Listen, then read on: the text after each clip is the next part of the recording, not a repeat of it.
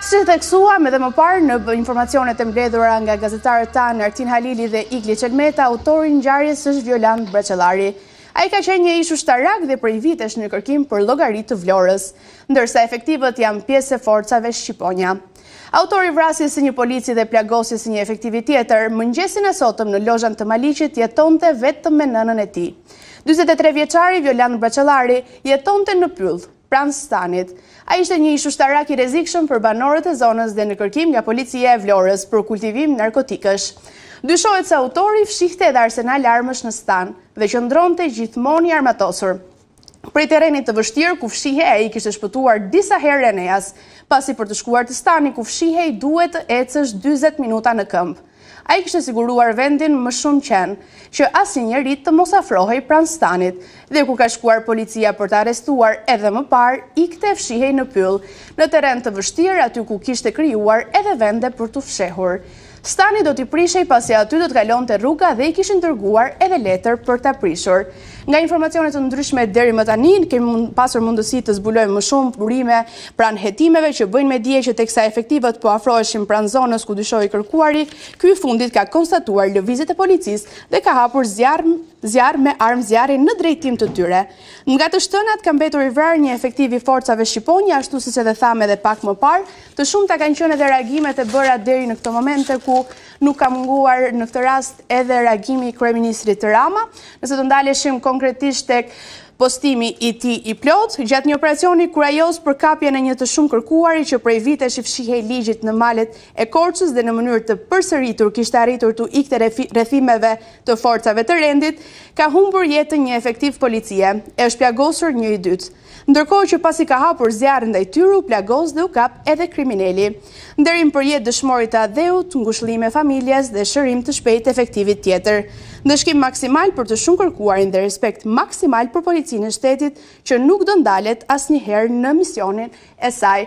Ishte ky mesazh që ka treguar në rrjetet sociale kryeministri Rama, por padyshim nuk ka munguar asnjë reagim tashmë edhe nga Besfort Lamallari që është ministër i punëve të brendshme.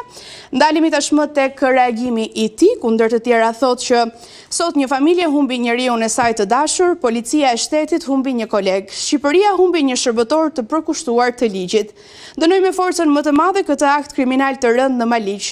Një sulm jo vetëm ndaj punonjësve të policisë së shtetit, por ndaj vetë të rendit, ligjit dhe sigurisë së qytetarëve.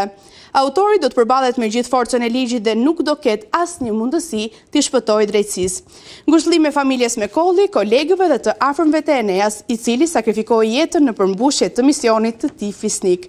Sakrifica e tij do të kujtohet me respekt dhe mirënjohje. Efektivit të plagosur Edison Adri i uroi shërim të shpejtë dhe rikthim sa më parë pranë kolegëve dhe familjes. Policia e shtetit do vazhdojë me vendosmëri misionin në mbrojtje të ligjit dhe sigurisë së qytetarëve. Sakrifica e Enea Mekollit nuk na ndal, por na forcon në betejën kundër krimit. Nderimi më i madh për të është të vijojmë detyrën me të njëjtin guxim, për kushtim dhe integritet që ai tregoi deri në fund të jetës së tij.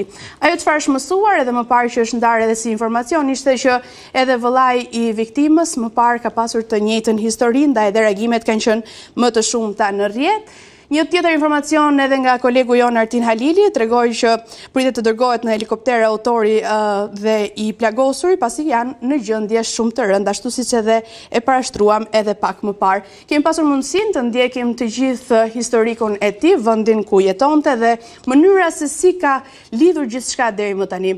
Ndonse edhe kryeministri edhe ministri e treguan që ka qenë shumë e vështirë për forcat policore për shkak të situatës që kishte krijuar, tashmë kanë mundësinë të shikojnë se çfarë mund të bëhet edhe masat konkrete që mund të jepen.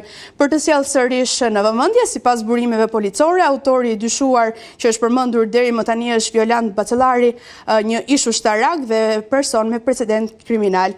Është njohur për të gjitha herët që policia është munduar që të shkojë edhe të jetë në vendngjarje për ta kapur, por pavarësisht kësaj ka pasur tentativa të shumta e deri në fund që nuk kanë arritur ta gjejnë. Gjithashtu mësohet se ai përdorte edhe një stan me qen ku kjo ka vështirësuar edhe në raste të tjera kapjen e tij, duke qenë se kishte rregulluar aq mirë situatën ku të kishte mundësinë të aratisej për shkak edhe të zonave dhe pikave kyçe të vendosura.